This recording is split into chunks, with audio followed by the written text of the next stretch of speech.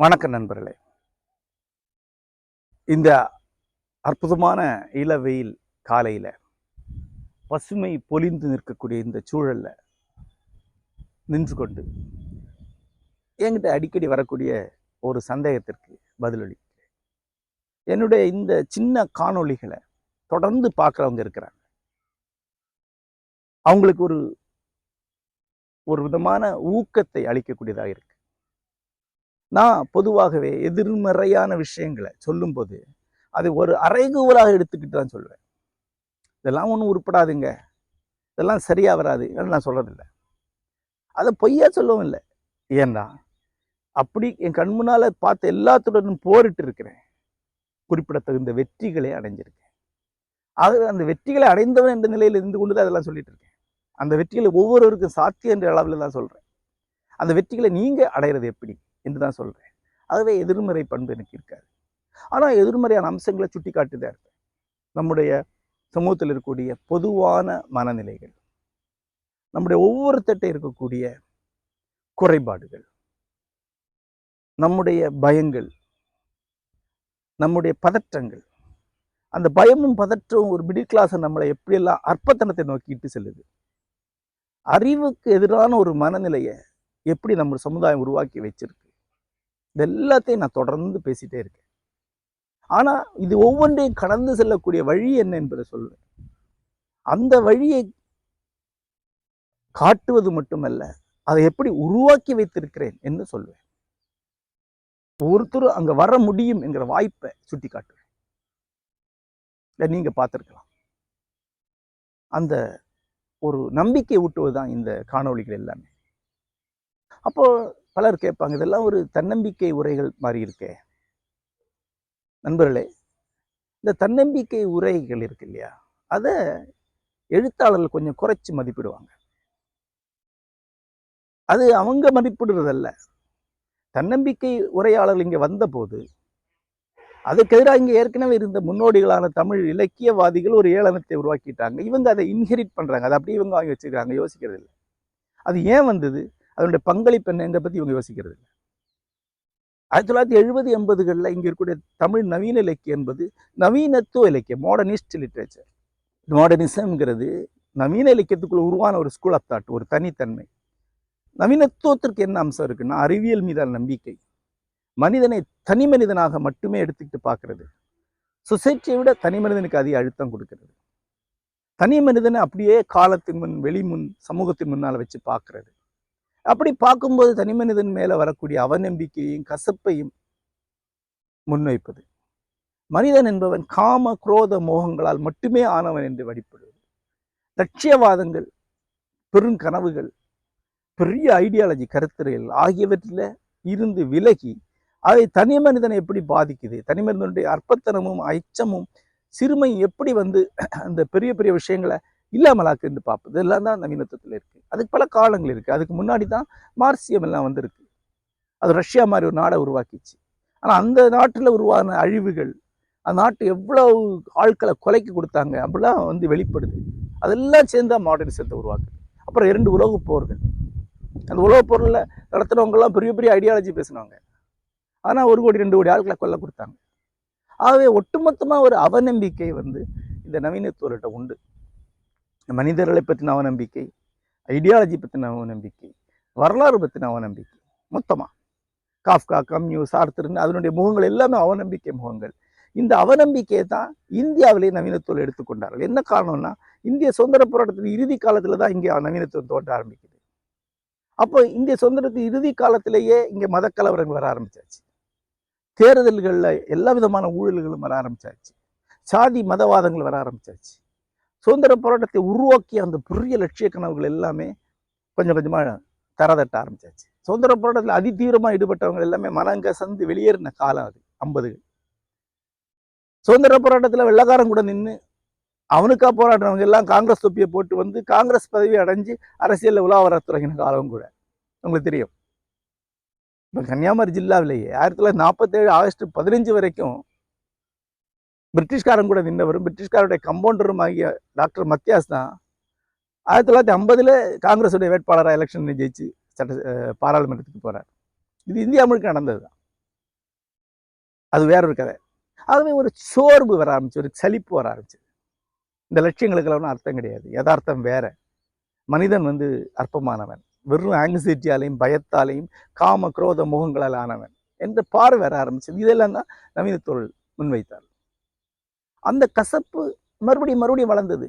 நெஹ்ரு உடைய காலத்தின் கடைசி கட்டத்தில், நெஹ்ருடைய மறைவுக்கு பிறகு நடந்த அரசியல் போராட்டங்கள்ல, அதுக்கு பிறகு இந்திரா காந்தி ஆட்சி காலத்தில் இருந்த அந்த அரசாங்க கெடுபிடிகள், ரெட்டேபிசம் சொல்லக்கூடிய ஒரு தேக்க நிலை, இதெல்லாம சேர்ந்து பெரிய ஒரு சலிப்பை உருவாக்கிச்சு.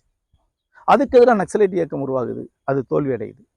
அதுக்கு முன்னாடி மார்க்சியர்கள் ஒரு புரட்சி உருவாக்குனா, அது தோல்வி அடையுது. அப்போ ஒண்ணுமே நடக்காது. அப்புறம் ஏறத்தாழ அதே பீரியட்ல உலகம் முழுக்க இடதுசாரி புரட்சிகள் தோன்றி தோல்வி அடைஞ்சிட்டே இருக்கு. பொலிவியாவில், காங்கோவில், ஸ்ரீலங்காவில், இந்தோனேஷியாவில், மலேசியாவில், இந்தியாவில் நக்சலைட் இயக்கம் உட்பட இது எல்லாமா சேர்ந்து உருவான சோர்வு தான் 80களில் தமிழக எழுத்தாளர்கிட்டையும் ஒரு அடிப்படையான சோர்வை உருவாக்குது, சலிப்பை உருவாக்குது, எதிர்மறை மனநிலையை உருவாக்குது, கசப்பை உருவாக்குது. அப்ப இதுதான் உண்மை, கசப்பு தான் உண்மை என்று அவங்க நம்புறாங்க. இன்றைக்கும் அதை அப்படியே நம்பிட்டு எழுதிட்டு இருக்கக்கூடிய எழுத்தாளர் நிறைய பேர் இருக்காங்க.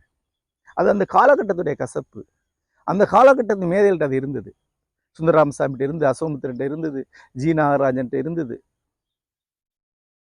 ஓவி விஜயன்ட்ட இருந்தது, யூஆர் ஆனந்தமூர்த்திகிட்ட இருந்தது, அக்ஞேயிட்ட இருந்தது, எல்லாட்டும் இருந்தது. அதை அன்னைக்கு நியாயப்படுத்தலாம். இன்றைக்கும் அதை அப்படியே அவங்கள்ட்ட வாங்கி வச்சுக்கிட்டு இருக்காங்க. அதுக்குள்ள நான் போக விரும்பலை. ஆனா இந்த மனநிலையில தான் இந்த சுய முன்னேற்ற நூல்கள் வர ஆரம்பிக்குது. வெளிநாட்டிலையும் அப்படிதான் வர ஆரம்பிக்குது. வெளிநாட்டில் 1960களில் வியட்நாம் போர் வருது. வியட்நாம் போருக்கு எதிரான உணர்ச்சிகளாக ஹிப்பி மூமெண்ட் வருது.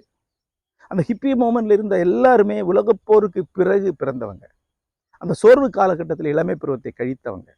ஆகவே அவங்களுக்கு உலகம் மேல கசப்பு, கொள்கைகள் மேல கசப்பு, லட்சியங்கள் மேல கசப்பு, மானிட விழுமியங்கள், அறம் எல்லாத்தையும் மேல கசப்பு. ஆகவே அவங்க போதைப் பொருள் அடிமைகளானாங்க.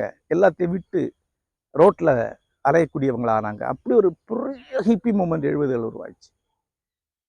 ஹிப்பி மூமெண்ட் என்பது குளிக்காம, பழுதைக்காம, உடை மாற்றாம, உடைமைகள் இல்லாம நாடோடியாக அலைவதும், இசை கேட்பதும், குடிப்பதும், போதைப்பொருள் அடிமையா இருப்பதும் தான். அவங்க ஒரு விதமான ரெபல்ஸ்.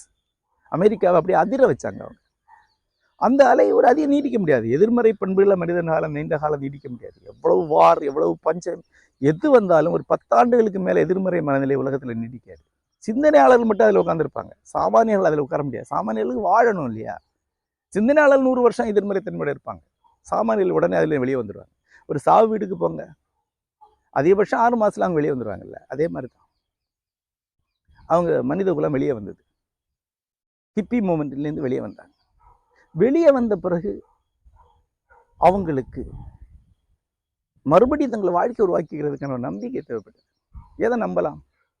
கொள்கைகளை நம்ப முடியாது, ஏன்னா அதெல்லாம் கைவிட்டு தான் உலகப்போர் வந்தது. தேசத்தை நம்பக்கூடாது, நம்பினா தான் வியட்நாம் வாரில் கொண்டு போய் சாக கொடுத்தாங்க. மார்க்சியத்தையும் லிபரலிஸ்ட் எதை நம்பினாலும் கடைசியில் இவன் ஒரு பாலிட்டிஷியன் நம்மளை ஆப்படிப்பான். இப்போ எதை நம்பலான்னா, நீ ஒன்று நம்பு, உன்னோட உழைப்பை, உன்னோட கனவை நம்பு என்று சொல்லக்கூடிய சிந்தனையாளர் உருவாகி வந்தாங்க. டேல் கார்னகி மாதிரி, காப் மேயர் மாதிரி. அவங்க அமெரிக்காவில் உண்மையில ஒரு பெரிய மாற்றத்தை உருவாக்குனாங்க. இந்திய அமெரிக்காவோட வெற்றி செல்வம் எல்லாம் அவங்க உருவாக்குறேன்னு சொன்னா அவ்வளவு தப்பு இல்லை. அது இவங்க அத்தனை பேருக்கும் குல உருவாக இருக்கக்கூடிய அயன் ராண்ட், அவங்களும் believe your mind, believe your intellect, believe your goodness, believe your energy, அதுதான் உனக்கு சாஸ்வதமானது.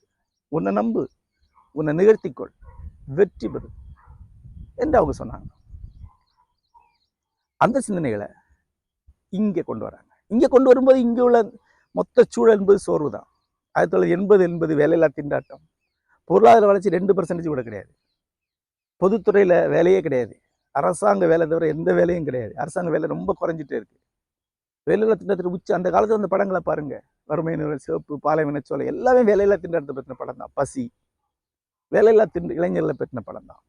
அது அன்னைக்குள்ள சூழல். படித்தா வேலை கிடைக்காது, அவ்வளவு சோர்வான சூழல்ல MS உதயமூர்த்தி மாதிரி ஒருத்தர் வராரு. அங்கே இருக்கக்கூடிய அந்த சுய முன்னேற்ற விஷயங்களை இங்கே கொண்டு சொல்றாரு.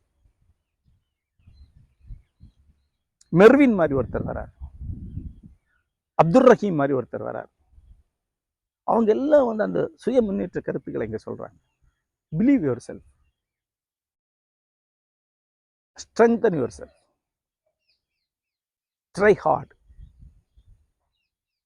And B victorious. இதை சொல்லிட்டே இருக்காங்க.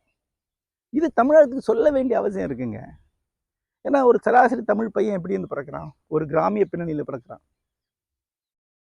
அந்த கிராமம் அவனை அப்படி அழுத்தி வச்சிருக்கு, சேத்துல அழுத்தி வச்சிருக்க மாதிரி. அந்த கிராமத்துடைய மூட நம்பிக்கைகள், சாதிய நம்பிக்கைகள், மேல்தாழ் ஏற்றத்தாழ்வுகள் உருவாக்கக்கூடிய சோர்வு எல்லாமே சேர்ந்து அவனை வெளியே வர முடியாது, சிக்கி வச்சிருக்கு. இன்னும் படிச்சு வெளியே வந்த வேலை கிடைக்கும்னு தெரியாது. அவன் பள்ளிக்கூடத்துக்கு போனானா, ஏன் படிச்சு என்ன பண்ண போற? படித்தவனு மாடு தானே மேய்க்கிறான் அப்படி சொல்லக்கு 100 பேர் இருக்காங்க. அப்போ இல்லை தம்பி, உன்னால முடியும், உன்னால வெல்ல முடியும் என்று அவன்கிட்ட சொல்றதுக்கு ஒரு குரல் வேண்டி இருக்குல்ல. அந்த குரல் தான் உதயமூர்த்தியுடைய குரல், மர்வினுடைய குரல், அப்துல் ரஹீமுடைய குரல். அது சாதாரண குரல் கிடையாது. அதை புரிந்துக்கிற அளவுக்கு சமூக பிரச்சனையோ ஒட்டுமொத்தமான அறிவோ அன்றிருந்த இலக்கிய மேதைகளுக்கு கூட கிடையாது. ஆனால் அவங்க செல்ஃப் சென்ட்ரிக், தன்னுடைய வாழ்க்கை, தன்னுடைய தீவிரம், தன்னுடைய பிரச்சனை அவங்க பார்த்துட்டு இருந்தாங்க. அல்லது உலகளாவிய ஒரு சோர்வு நிலையை பார்த்தாங்க. இங்கே இந்த எழுத்துக்கு இருக்கக்கூடிய ஒரு முக்கியம் என்னன்னு அவங்க தெரிஞ்சுக்கல. ஆகவே இங்கே அந்த தன்னம்பிக்கை நூல்கள் மிகப்பெரிய பங்களிப்பு ஆற்றியிருந்தன. சாதாரண பங்களிப்பு அல்ல.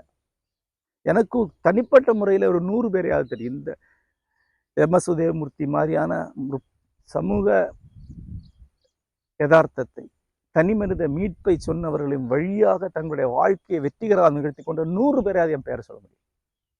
அப்போ அந்த 100 பேருக்கும் ஒரு ஆக்சிஜனை, உயிர் நீரை அளித்தவங்க சாதாரண ஆட்கள் கிடையாது. அவங்க வழியாக தான் இவங்க என்னால முடியும் அப்படின்னு நினைத்து அடைஞ்சாங்க. தாழ்வுணர்ச்சிகள், வெறுமை உணர்ச்சிகள், அர்த்தமின்மை உணர்ச்சிகளை எல்லாம் கடந்து வந்தாங்க. ஆக அது ஒரு சாதாரண விஷயம் இல்லை. முந்தின இலக்கிய முன்னோடிகள் போல நான் அது ஒரு அற்பமான சொல்ல மாட்டேன். ஏன்னா எனக்கு இன்னும் யதார்த்தம் தெரியும்.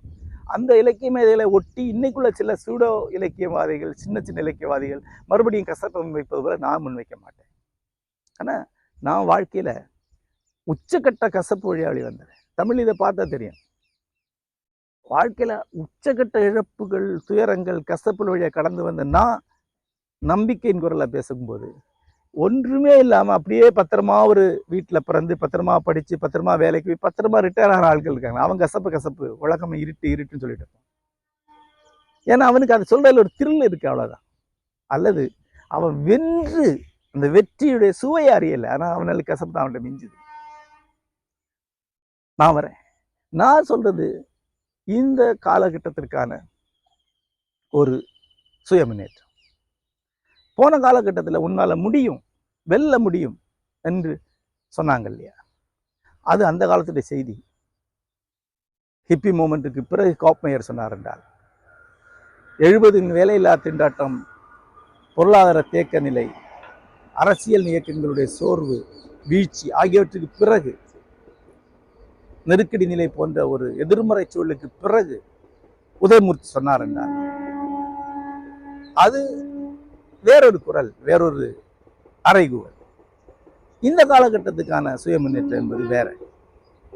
இந்த காலத்துக்கு சுய முன்னேற்றமா நான் சொல்றது என்ன? உங்களை பகுத்துக் கொள்வது. இன்னைக்கு வேலையில திண்டாட்டம் கிடையாது. வேலையும் தனி வாழ்க்கையும் எப்படி சரியா அமைத்துக் கொள்வதை சிக்கல்.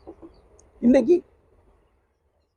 பொருளாதார நெருக்கடி கிடையாது, மாறாக பொருளாதாரத்தை சரியா திட்டமிடுவது எப்படிங்கிறதான் பிரச்சனை.